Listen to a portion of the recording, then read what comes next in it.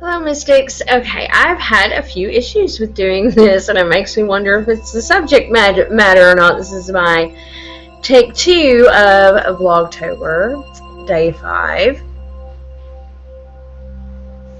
Mug of today. I love sugar skulls, y'all. Okay, so I want to talk to y'all about ghostly encounters, and to make it fit in with my 31 days of everyday witchcraft, I'm going to give you a few tips on how to get rid of unwanted spirits. So I was sharing quite a bit, and I don't know, maybe I was sharing some things I shouldn't because things keep screwing up for me.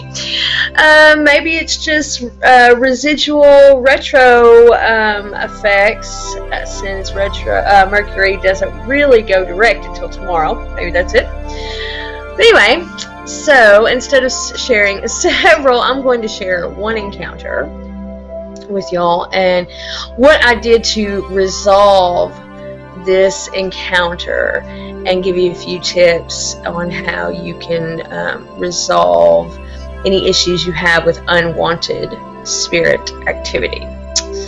So now, not all of my spirit encounters have been in, in a negative light. Most of them, in fact, have been positive, or just really, not really negative, not really positive, just kind of a spirit popping by to relay something, some kind of message they feel like they need to relay, or what have you. So this is about a not so great encounter that is kind of disturbing. And the reason why I'm sharing this is because the Autumn chick mentioned I think it was her mom that had an experience like this, and then she had talked about another YouTuber who I'm going to have to see her video as well. I haven't watched it yet. Who's I believe her husband had an experience like this, and I find that really interesting. So I thought I would share my experience that has similar lines of activity. So here, where I live right now, is a very, very small town, and my husband works in the bigger town that's like 8 or 10 miles down the road. So we moved here to this particular spot instead of moving in the bigger city, which I say bigger city, there's about 18,000 people there. It's really not that big, but the reason why we moved into the smaller town that only has about 500 people is because rent's cheaper, and it's not as crowded. Where our house is situated that we're renting is on a lake, and we love the lake. We think it's beautiful. And our neighbors aren't that close. We have one neighbor that is right behind us, not very far. We actually kind of share a backyard, and it's an elderly couple who I just adore. They are sweet, wonderful people, and I'm very lucky now that I know more about some of the other people who live around here, that they are our neighbors. So this apparently used to be a little bit bigger of a town. Now it's about 500 people. But at one time there were more businesses here, and there were more people here. The lake was used a lot more. So I'm not sure what happened. They've had several floods here until the Corps of Engineers came and fixed the levee. The levee broke and it flooded really bad, and I think that was kind of what started the downward spiral for the smaller town. But with small towns that have a lot of property, you have a lot of drug use, and some of they're still, I guess, our neighbors, because people call this area out here the Point, because it is like a little piece of land that is almost like a peninsula sticking out into the lake, and it makes a point. So the road is a loop, you know, and on all three sides, on the west, the south, and the east, if you keep walking in that direction, you will hit the lake. You know, the north side is the only side that you won't hit the lake, but if you keep walking far enough, you will hit the levee, and then there's a river. So anyway, that's how this place is situated. And our neighbors, quite a few of our neighbors, are heavy drug users. So you just find that in places where there's a lot of poverty.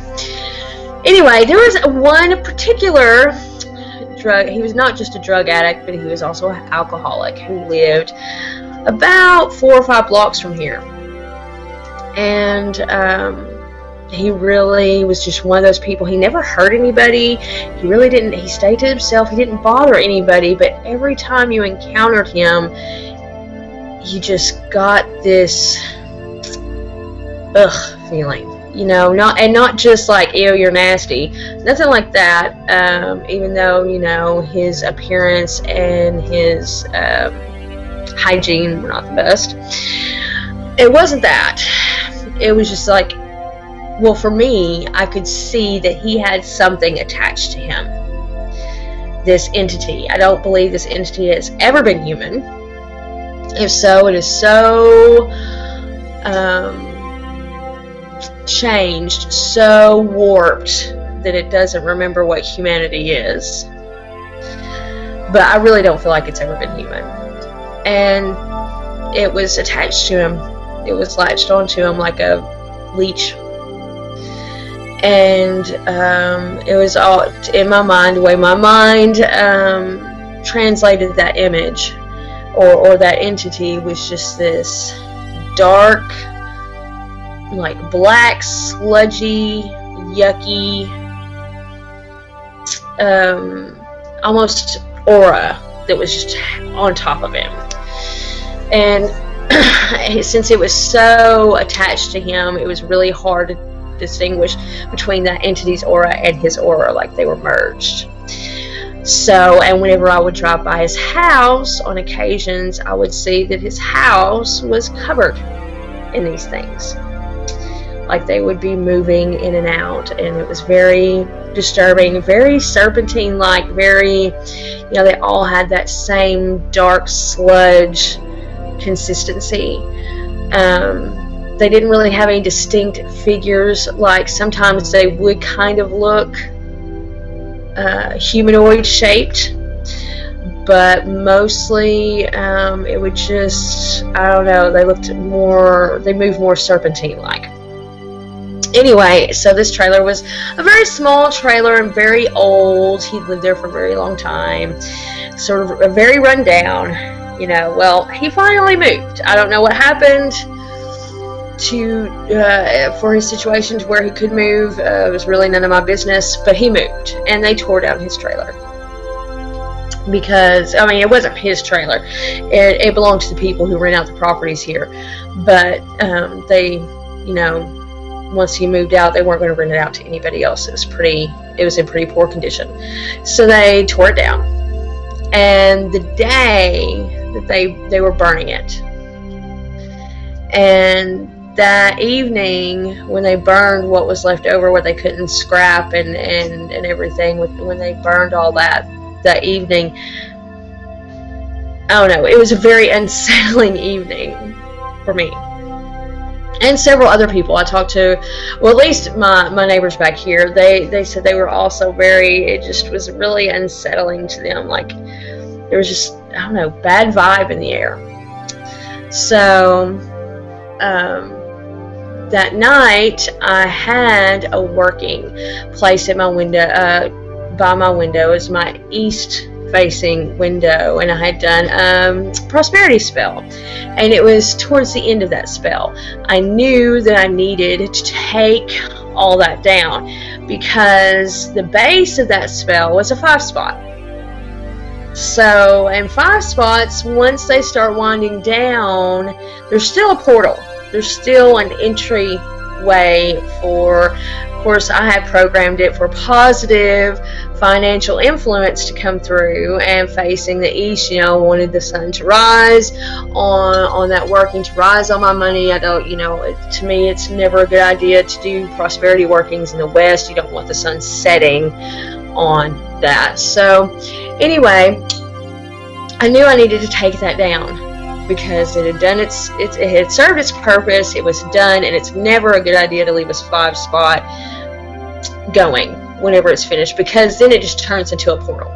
Okay, anything can come in. And I know this, like, this is not my first time working with 5 spot. I knew that I needed to take and break all that down and take it down and deconstruct it and get rid of it, and for some reason I didn't, and I fell asleep, and I was exhausted. And now I kind of feel like, not to say that these entities have forethought, or they seem a lot more primal than that, but I do feel like already they were kind of playing at my energy. So, but I think they were kind of playing with everyone's energy, because their main source of food had left. And not only that, but they burned down the trailer in which they were residing. Not that that really matters, but you know, there would be residual energy there for them to kind of feed off on before they moved off to someone else or something else that they prefer. But that's not what happened, because they burned down the trailer. Now, I wish they totally would have asked me about that, because at least I could, or at least told us it was going to happen, and I would have snuck over there and done some stuff. But hindsight's 20/20 and all that. And obviously they have no reason to tell me. It's not like they owed me any explanation. So, but anyway, so that night I fell asleep, and I remember feeling cold. I remember feeling cold hit me like at the bottom of my feet and kind of working its way up, and it woke me up. And I was already afraid. And that's unusual for me, because it takes a lot to scare me, and I very rarely wake up just feeling afraid. But I was really freaked out, and I remember looking down at my feet, and it's pitch black in my room. We don't have lights on. Really, we don't keep lights on in the house, even whenever like we're up and stuff. We don't have a lot of lights on. We like low light, saving energy and all that. Anyway, it was pitch black, but I could see everything clearly. It was like, just for me, the lights were on. And I looked down, and I could see that one of those things, like, slither out of the, you know, from the windowsill onto the floor, and then start to slide up on my bed. And it sort of slid up to my feet, and I was kind of watching it, and I was just sort of frozen because I was scared. And by the time it got up to where it was like almost up on my stomach, and it wasn't like it was on top of me, like there was connection. It was like it was hovering, but just barely. And I was like, oh shit. And then I was so terrified, and then I was like, oh hell no. And I'm like, get out, you know. And that wasn't working, and that really freaked me out, because it like stopped. I was like, get out of my house, you know. And it stopped, but it didn't leave. So one of my spirit guides, who is to me kind of like a gatekeeper, like whenever I astral travel, he kind of guards the gate between the physical and the spiritual for me. And he's also just, you know, kind of like a guard. You know, anytime I get into trouble or do something stupid, I call on him and to help me out. And that's what I did. I called on him, and I'm like, oh my God, I'm in trouble. Please help me with this. And as soon as I called his name, I could feel the energy of that entity change from maybe I shouldn't do this, to, oh shit, I need to go. And as soon as my spirit guide, I felt him like connect, and he was like right there, and it left. I mean, it skedaddled quick. And my spirit guide kind of looked at me and was like, so what did you do wrong here? You know, and he has a great way of being condescending without being condescending. Anyway, I was like, yeah, I know, 5 spot, that's what it was. So of course I got up immediately, and it's interesting to note that while I was yelling, to me, I thought I was yelling, like physically yelling. I wasn't. It was all from my head, but it was so loud to me, and I could feel the energy from it so strongly. It felt like it was in the physical. So I was really surprised that my husband didn't wake up, but he didn't. And so I woke up, got up out of bed, took down the 5 spot, deconstructed it, got rid of that, and cleansed everything. And the way I cleansed was after I deconstructed that, that is where my prosperity altar sits all the time. Well, right now, not so much, but not because of that incident, just because I've moved it some. Anyway, cleaned off that space. I got Florida water, y'all. Florida water is excellent for stuff like that. And I cleaned the window seals. I cleaned the wall. I cleaned in that area. I cleaned the altar itself with Florida water. I also, because I have carpet, and I wasn't gonna bust the vacuum cleaner out while my husband was asleep, because it was like 3 in the morning. But I did take some salt, and what I like to do is take salt, organic. I like the coarse ground for this particular purpose, sea salt. I dissolved it in a little bit of hot water and sprinkled it on the carpet. Excuse me, y'all. And so that's what I did. And then I took some vinegar and I use vinegar. I'll have like a vinegar window wash that I use just for cleaning my windows, and I add a little bit of rosemary oil. And so because you know, windows are also portals, and to me, the combination of the window being there with that 5 spot that had finished its course and was just kind of like, hey, come on in, you know, to anything and everything. That's why this entity was able to get through my wards and come in on that particular night.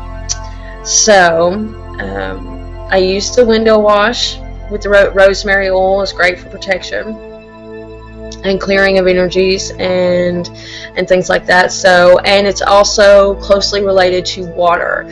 So to me, using it on things like mirrors and windows is awesome, because it kind of vibrates at that same frequency that mirrors and windows vibrate. And so you're cleaning and cleansing out that area with something that's already vibrating at the same level as that area you're cleaning. So if that makes sense. And burn some cedar, because cedar is awesome for protection, and so that's what I did, is I burned some cedar. I lit some Palo Santo, because that stuff is amazing, and it raises vibrations, and it brings in good fortune. And anytime I have any kind of entity like that is such a low vibrating entity, I feel like it's really important to not just lift the vibrations of the room, but also to attract good fortune, to cancel all that out. So that's what I do. And so those are the tips for you if you ever have an entity like that in your house. Anything that bothers you that you feel might be affecting you, it might be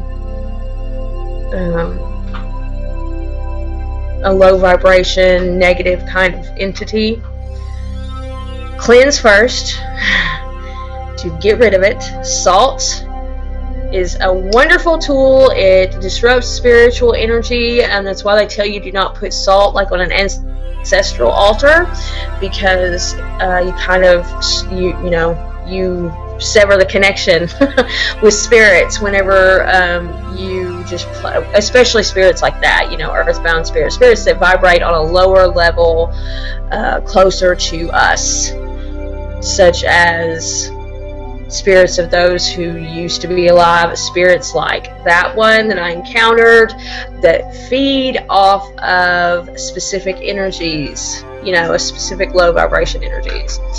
So salt is excellent.